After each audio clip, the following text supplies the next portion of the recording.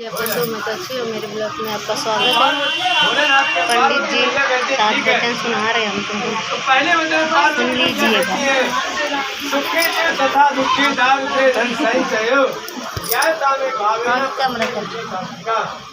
जीवन में हर प्रकार के मोड़ आते हैं, अनेक प्रकार के मोड़ आते हैं।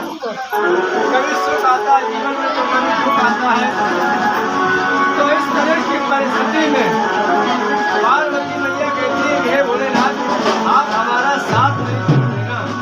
आज हम सुखी है, प्रसन्न है, आज हमसे जैसे प्रेम रखेंगे वैसे यदि कोई कष्ट आ जाए, कोई समस्या खड़ी हो जाए, उस समय हमसे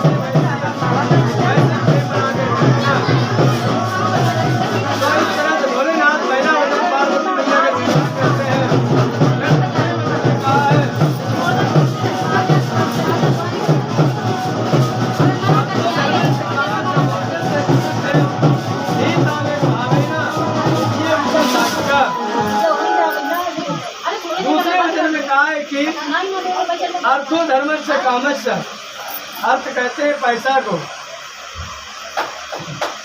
पैसा देश देशांतर से जाकर आप धन कमाएंगे और उस धन में से 10वां भाग आपने 1000 रुपये प्रदेश में कमाए तो 10वां हिस्सा 100 रुपये आप पत्नी को प्रदान करेंगे, क्योंकि पत्नी घर का, गृहस्थ आश्रम का, आपके घर का पूरा खर्चा चलाती है।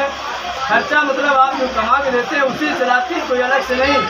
लेकिन क्या है कि घर में कौन रिश्तेदार आता है, कौन आता है, कौन नातेदार आते हैं, उसकी सेवा सत्कार पत्नी ही करती है। पति को क्या मालूम कौन आया कौन गया।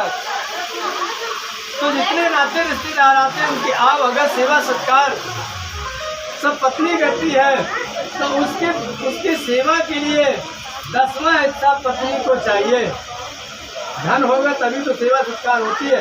अब मान लो कोई घर में आ गया रिश्तेदार, पति प्रदेश गए हैं, किसी का भी रिश्तेदार हो, पत्नी का हो या पति के रिश्तेदार हो, तो अब घर में क्या करेंगे, ठंडा मंगाओ, कोई नमकीन मंगाओ, ये आदि अगर उनके पास पैसा होगा तभी तो मंगाएंगे, और नहीं होगा तो कहाँ से मंगाएंगे। रिश्तेदार अगर नहीं खिलाया पिलाया तो कहेंगे फलाने के यहाँ गए थे, पानी के लिए नहीं पूछा। तो इस तरीके से अर्थो धर्म से काम से मोक्ष से चतुष्टयम। और पैसा होगा तो मकान है, जमीन आदि खरीदते हैं, गाड़ी घोड़ा भी खरीदते हैं। यदि धन कमाएंगे तभी तो ये सारे संसाधन एकत्रित कर पाएंगे, सुख संपत्ति सभी एकत्रित कर पाएंगे। तो पति देव कहते हैं, भगवान भोलेनाथ कहते हैं, ठीक है देवी, ये भी वचन हम आपका स्वीकार करते हैं। फिर दूसरे वचन में कहा है, होमे यज्ञ वृत्ति रानी तीर्थ यात्रा उद्देश्य सहित में करो सेवा तृतीय विष्णु साक्षिका।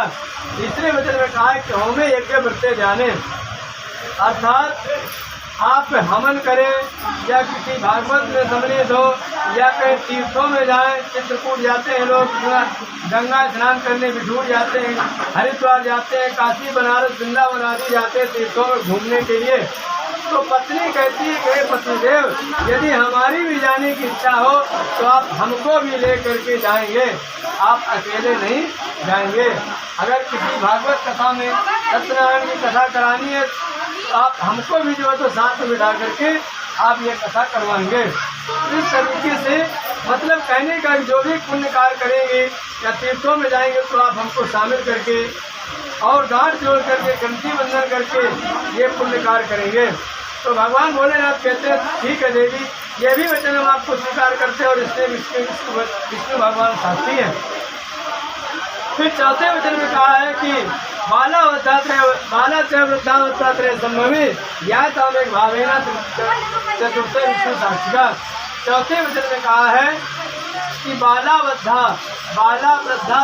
बाला युवा वृद्धावस्था त्रय संभवे, अर्थात बालावस्था तो हमारी व्यतीत हो गई, अब हम युवावस्था जवानी में गृहस्थ आश्रम में प्रवेश कर रहे हैं। आज हम सुंदर हैं, सुशील हैं, गुणवान हैं, हाथ पैर चलते हैं,